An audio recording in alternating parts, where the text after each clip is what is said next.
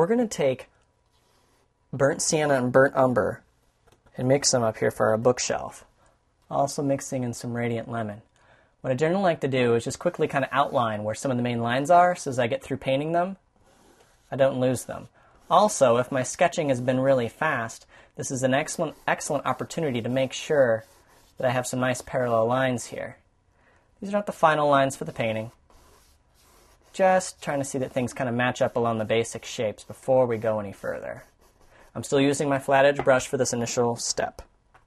Now we're going to start to work in some of this burnt umber, applying lots of medium to make sure we get a nice free flow consistency. And at the moment, all I want to do is fill things in.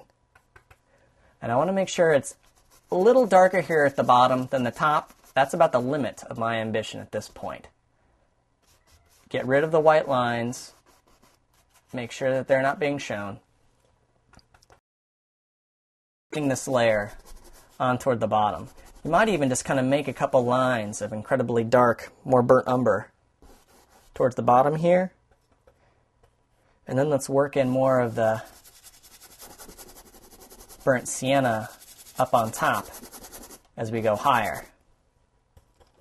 Get up here all the way towards the very top. You can also put in some white. This is the beginning of depth. But before we're actually going to be able to put in some more angles, we're going to need to finish coloring this in like I've instructed. And then we'll be able to actually start putting some angles, shadow, and getting this a little bit more like a bookcase.